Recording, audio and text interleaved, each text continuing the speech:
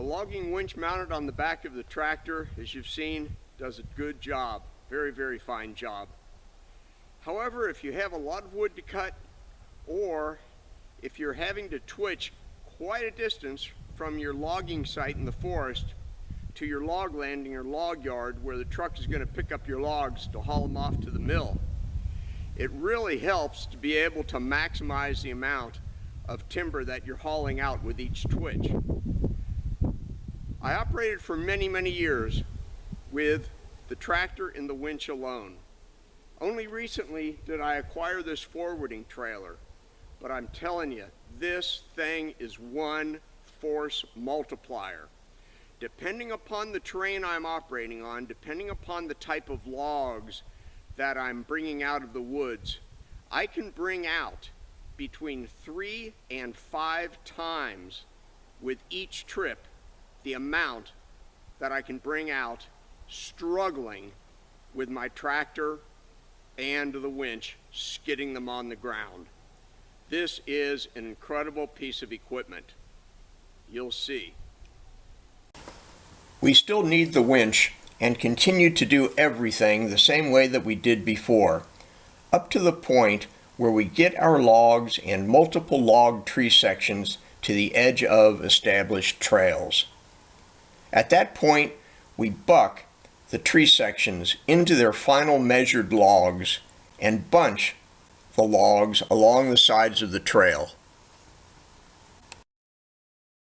Looking down this skid trail, you can see bunches of logs stacked along the left side of the trail, and here, mostly on the right side of the trail.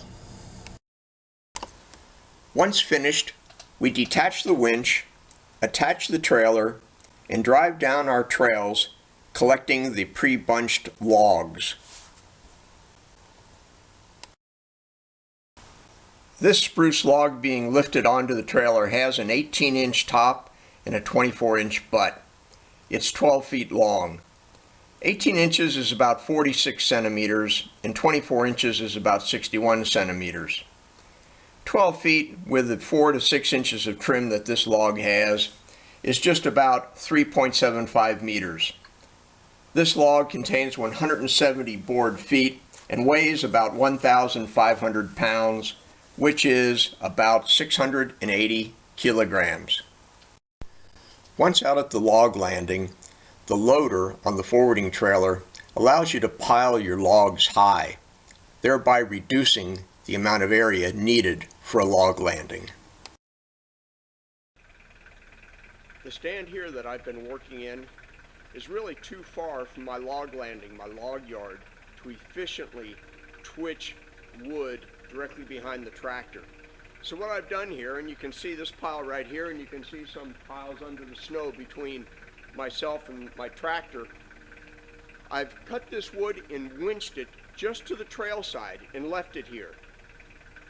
I showed you the forwarding trailer. We're going to come by with the forwarding trailer now and load this stuff up and move it the considerable distance we have out to the log yard. Something else I'd like to show you right here. Right behind the pile of logs you're looking at is a small area where all these logs came from. I don't think it's even a 30 meter by 30 meter area. And look at what we have left behind undamaged for a forest. We already have good healthy trees to stay here, provide seed, provide wildlife cover, hold the soils together, protect the watershed for another 30 to 50 years before a chainsaw will come in here again.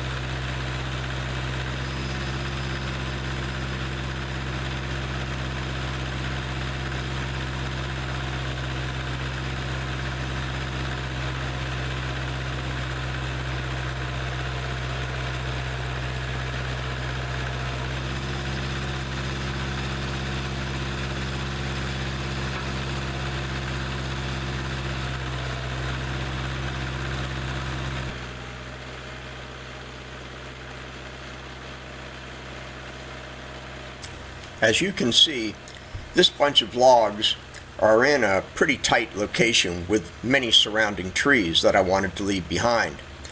However, if you can reach in with the grapple on the loader, you can wiggle those logs out, as you can see right here.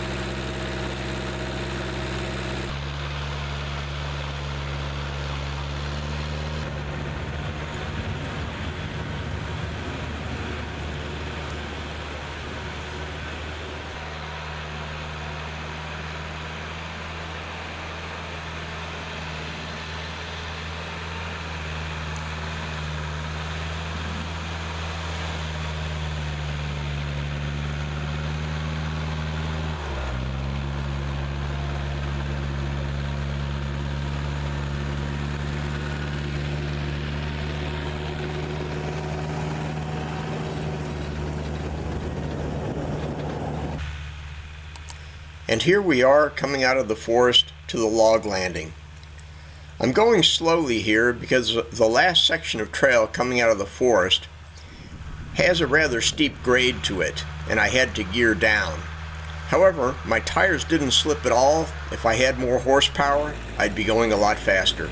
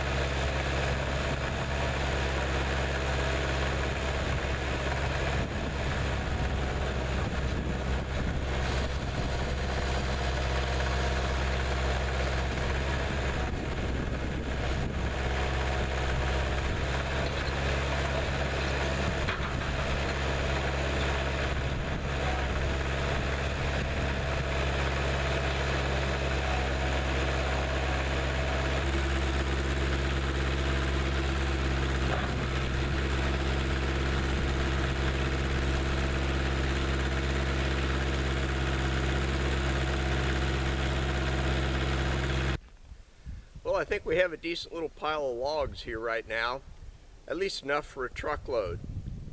Well, before I get George in here with this truck, we're going to have to clear out the forest road that I have, the forest truck road that I have that comes back to this log landing. The public road maintained by the state is about 400 meters north of this log landing. And that 400 meters, a little bit less than a quarter of a mile, hey, that's up to me to keep clear.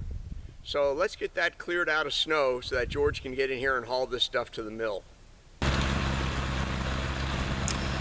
It does take a little bit of time to change an implement or an attachment. So I like to finish one job as much as possible before changing an implement or an attachment and moving on to the next. I always have the winch mounted on my tractor when I'm felling trees, and I'll work like this for several days, felling trees, measuring them, bucking them into logs and multi-log sections, and winching them trail side. And only when I have enough wood bunched trail side to fill out one truckload, preferably two, will I remove the winch, attach the forwarding trailer, and move wood to the log landing. And only when I'm ready for George to come in and start hauling off to the mill will I remove whatever implement I have on the tractor at that time, attach the snowblower, and clear the road for his truck.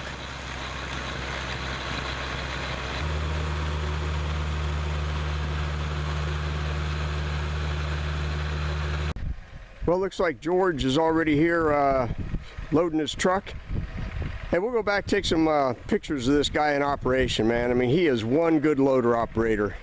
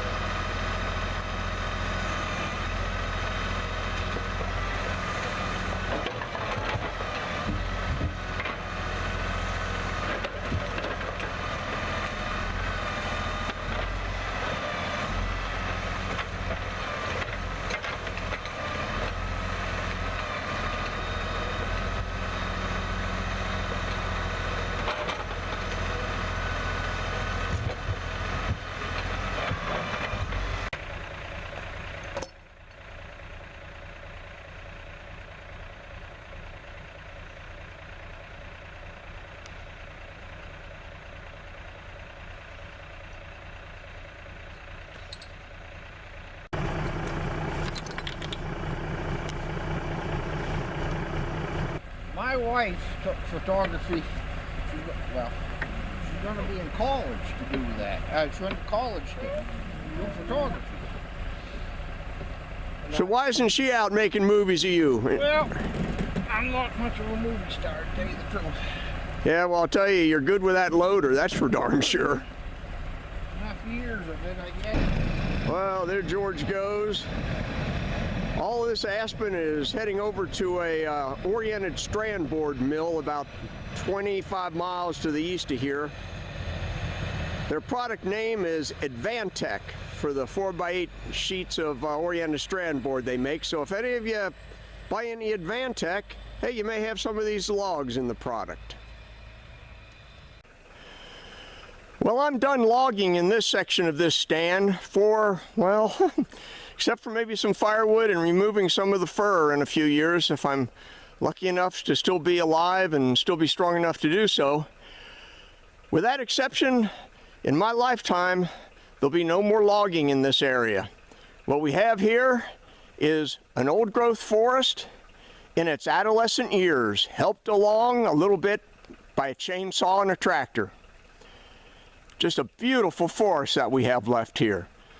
Beautiful, beautiful, beautiful forest.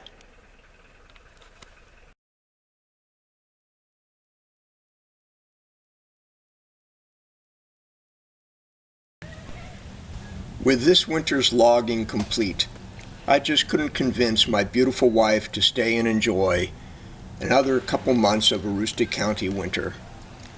I'll do anything to keep that wonderful woman happy. So here we are in Mexico, and there she is, not knowing that she will be part of a logging video.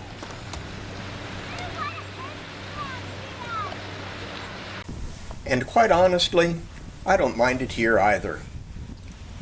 There's a bartender only a few steps away that makes sure I never get thirsty, and the white sand of this tropical beach reminds me so much of the snow I love in the northern forest. And you know, these palm trees, they're a forest, aren't they?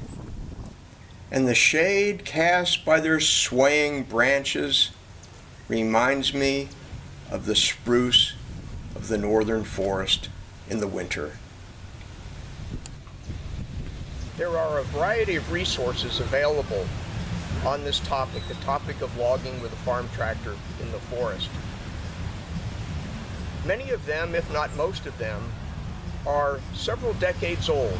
And by several, I'm talking about 3-4 decades ago when they were originally published. This is one such publication produced by the Cooperative Extension Service of the University of Maine at Orono. Its principal author was Professor Benjamin Hoffman, who had a special interest in small-scale logging systems. He was also very helpful to me on a personal scale. I would like to show you a favorite book of mine. This book was published, probably 30 years ago, maybe a little bit more, originally in Sweden. Although it was printed that many years ago, everything in it is still applicable today. Professor Hoffman introduced me to this book back in the early 1980s. I own 2 copies, and I still consult it frequently. This book was published by the National Board of Forestry in Sweden and written by Milton Nilsson. If Milton is still alive, I'd love to find this man. I would travel anywhere in the world to meet him for no other reason than to thank him and shake his hand. An English translation, and I also believe a French translation, was prepared by the Forest Extension Service of my nearby neighbors in Canada. This book covers just about everything, including how to adapt the farm tractor for use in the forest. It also discusses winches and forwarding trailers, has a useful section on dangerous operating conditions unique to forest use, It even has a section on power takeoff shafts and how to cut them to the appropriate length, and also a rather complete section on how to work with wire rope. It discusses various suitable logging methods for the farm tractor. It also has a section to help you perform your own economic feasibility study to see if the investment is worth it in your particular situation. I bid you farewell not from the beaches of Mexico, but from the redwood forests of Northern California. I hope you found this video valuable. I hope you've learned something. And I not only welcome, but request your comments, criticisms, and suggestions.